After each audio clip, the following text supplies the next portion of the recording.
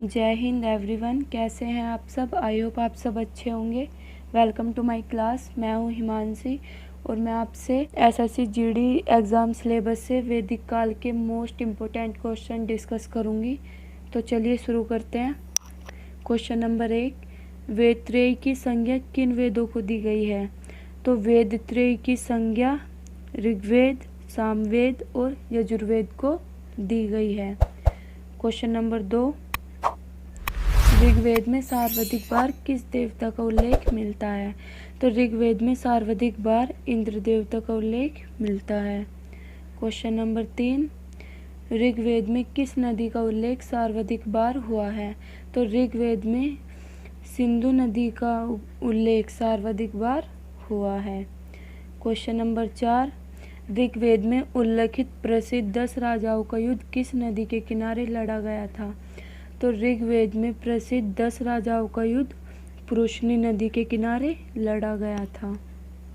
Question number 5, आर्यों की सबसे प्राचीन संस्था कौन सी थी? तो आर्यों की सबसे प्राचीन संस्था विदत थी। क्वेश्चन नंबर 6, निम्नलिखित में से किस नदी को नदीतमा कहा गया है? तो सरस्वती नदी को नदीतमा कहा गया है। क्वेश्चन नंबर 7, वेदों का संकलन निम्नलिखित में से किसके द्वारा किया गया है? तो वेदों का संकलन कृष्ण देवपायन के द्वारा किया गया है। क्वेश्चन नंबर 8, निम्नलिखित में से किस वेद को विश्व का सबसे प्राचीन ग्रंथ माना जाता है? तो ऋग्वेद को सबसे प्राचीन ग्रंथ माना जाता है। क्वेश्चन नंबर 9, किस वेद को भारतीय संगीत का जनक माना जाता है?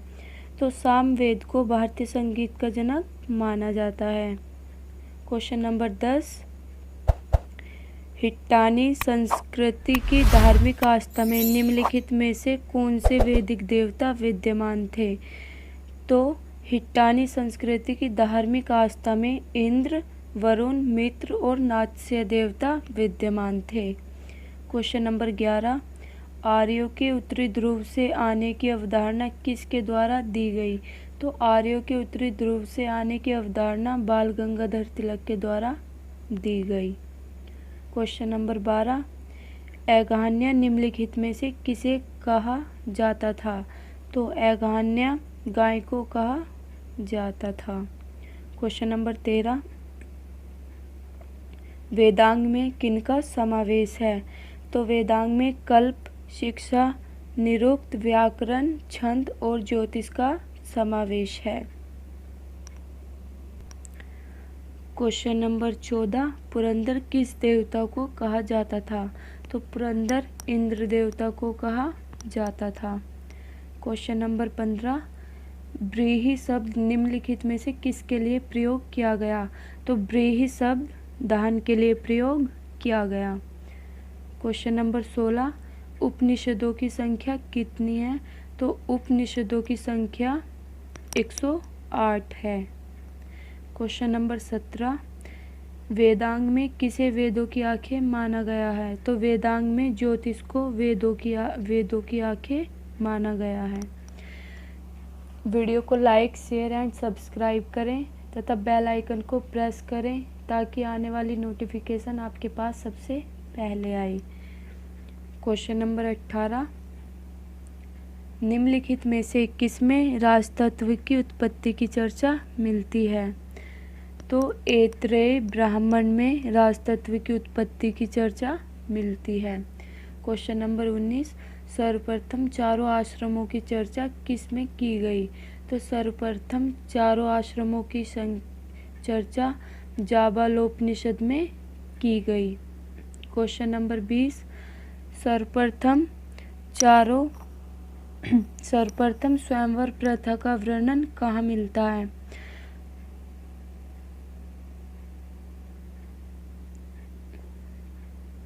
क्वेश्चन नंबर 20, सर्वप्रथम स्वयंवर प्रथा का वर्णन कहाँ मिलता है? तो सर्वप्रथम स्वयंवर प्रथा का वर्णन ऋग्वेद में मिलता है। क्वेश्चन नंबर 21, अथर्ववेद के अनुसार कृषि का प्रथम अनुसंधानकर्ता कौन था? तो अथर्ववेद के अनुसार कृषि का प्रथम अनुसंधानकर्ता पृथुवेन्य था।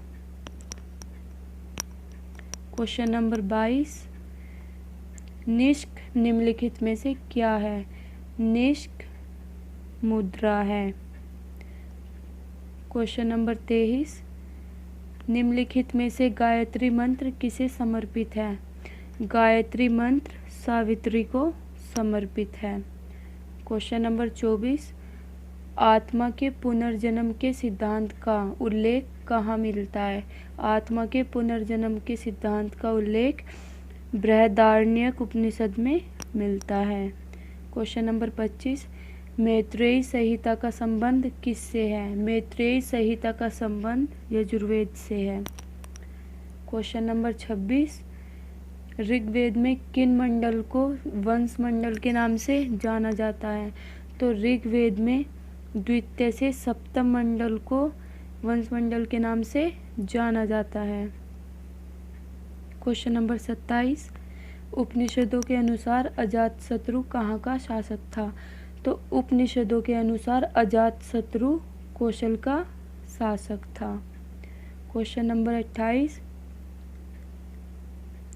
बोगजकोई अभिलेख में निम्नलिखित में से किस देवता का नाम नहीं मिलता है? तो बोगजकोई अभिलेख में अग्नि देवता का नाम नहीं मिलता है। क्वेश्चन नंबर 29, सत्यमेव जयते की उक्ति सर्वप्रथम कहाँ व्यक्त की गई? सत्यमेव जयते की उक्ति सर्वप्रथम मुंडकोपनिषद में व्यक्त की गई। क्वेश्चन नंबर 30, निम्नलिखित में से किस वेद को चिकित्सक कहा जाता है? तो अथर्ववेद को चिकित्सक कहा जाता है। Thanks for